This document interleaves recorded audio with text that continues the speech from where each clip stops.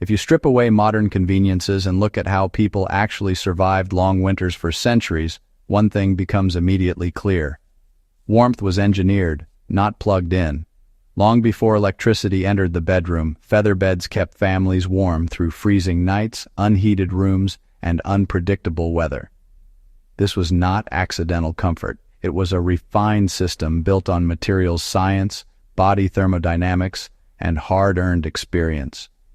For those of us who study history seriously or prepare for uncertain futures, understanding why feather beds worked so well is not nostalgia. It is practical knowledge. Feather beds trapped heat instead of generating it. Feather beds worked because they managed heat in the most efficient way possible by preventing its loss. Feathers and down create millions of tiny air pockets.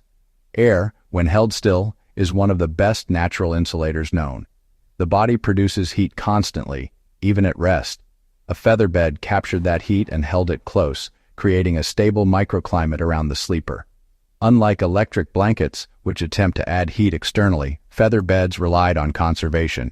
This meant no energy input, no mechanical failure, and no dependency on infrastructure. In cold, drafty homes with stone walls and no insulation, this approach was far superior. From a practical standpoint today, this same principle applies when insulating sleeping systems for power outage scenarios or off-grid living. A high-quality down mattress topper combined with a wool cover recreates the same thermal effect without electricity. This is especially valuable in environments where heating fuel is scarce or unreliable. Feather beds adapted to the sleeper rather than forcing uniform heat.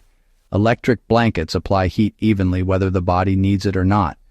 Feather beds respond dynamically. As the sleeper shifts, the feathers move, redistributing insulation where it is needed most.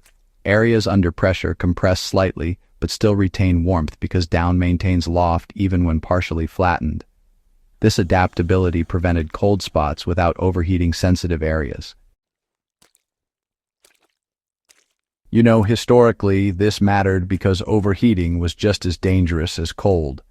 Excessive sweating in winter could lead to damp clothing and bedding, which, honestly, increased the risk of illness. Feather beds maintained a balanced warmth that reduced moisture buildup. For modern survivalists, this lesson is critical. Bedding that regulates temperature naturally reduces dehydration, hypothermia risk, and sleep disruption during long-term emergencies. One of the most overlooked advantages of feather bedding is breathability. Feathers allow moisture vapor to escape while keeping heat in. Electric blankets, on the other hand, trap heat and moisture simultaneously, and that often leads to dampness, clammy skin, and heat stress. Over time, this really compromises sleep quality and can contribute to skin issues and respiratory discomfort. In historical homes, where windows were often cracked for ventilation even in winter, breathable warmth really mattered. Feather beds functioned well in these environments. Today, applying this principle means paring down or feather insulation with natural fibers like linen or wool rather than synthetic covers. This setup stays warm in cold conditions but avoids condensation, making it just ideal for prolonged use in shelters or cabins. For 2 centuries, feather beds functioned through wars, fuel shortages, and economic collapse because they required no external input. Electric blankets, on the other hand, fail the moment power is lost. Feather beds worked every night regardless of circumstance. This reliability was not just theoretical. During periods like the Little Ice Age, when winters were longer and harsher, feather beds were a core survival asset. From a preparedness perspective, this independence is, just invaluable. Any system that relies on electricity introduces a single point of failure. A feather-based sleeping system, though, eliminates that risk entirely. For those building resilient households, investing in passive warmth solutions really should take priority over powered devices. Unlike electric blankets, which degrade quickly through wire fatigue and insulation breakdown, feather beds actually improved over time. With proper care, feathers would redistribute more evenly, becoming softer and more insulating. Many feather beds were family heirlooms, passed down and maintained for decades. This longevity had real economic implications. A single, well-maintained feather bed outlasted countless replacements of lesser bedding.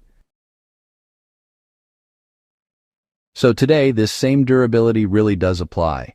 High-quality down products, when you air them out regularly and keep them safe from moisture, can honestly last a lifetime. In a world that's, more and more defined by disposable goods, this kind of durability is not just historically accurate, but it's also just plain wise from a practical standpoint. Feather beds. Well, they were never used all by themselves. They were actually just one part of an integrated system. Think wool blankets, linen sheets, nightcaps, and sometimes even bed curtains. Each layer had its own job to do. Linen kept moisture in check, wool gave you insulation even if it got a little damp, and feathers made up the thermal core. This sort of modular approach meant folks could fine-tune their warmth based on whatever the conditions were. Now, electric blankets, they kind of mess with that.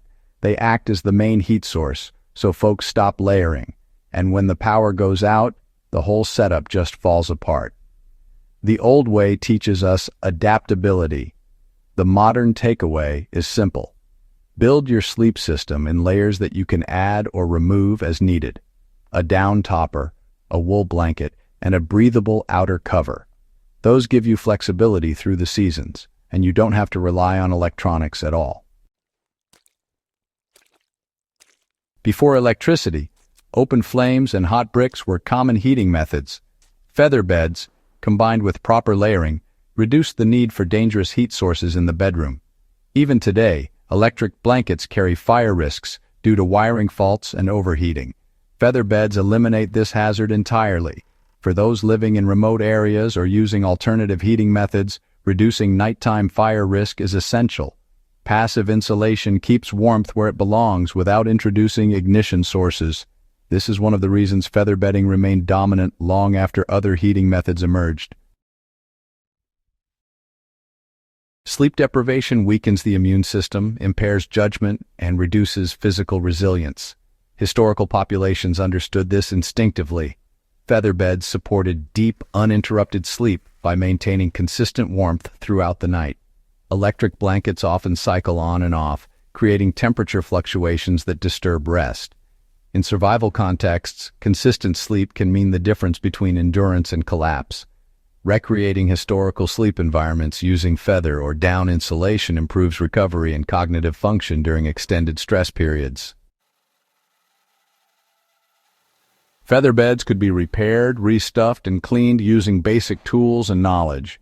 Feathers were replaced, covers sewn, and loft restored without specialized equipment. Electric blankets, once damaged, are typically discarded. This repairability aligns with self-sufficiency principles. Learning to maintain natural bedding materials reduces dependence on supply chains and modern manufacturing. It is a skill worth preserving, especially for those serious about long-term resilience. Feather beds were not quaint traditions. They were efficient, adaptive technologies refined over generations. Their superiority over electric blankets was not about comfort alone, but about reliability, safety, and sustainability. For historians, they reveal how pre-industrial societies solved complex problems with limited resources. For survivalists, they offer a blueprint for passive warmth that still outperforms modern solutions when systems fail. Applying this knowledge today means prioritizing insulation over generation, layering over gadgets, and durability over convenience. A well-designed sleep system based on these principles works in a city apartment during a blackout just as effectively as it did in a stone farmhouse 200 years ago. If this kind of grounded, historically accurate survival knowledge matters to you, make sure you subscribe to Warfield Prepper Chronicles. Share this guide with anyone who values practical history and real-world resilience. This is how we keep hard-won knowledge alive.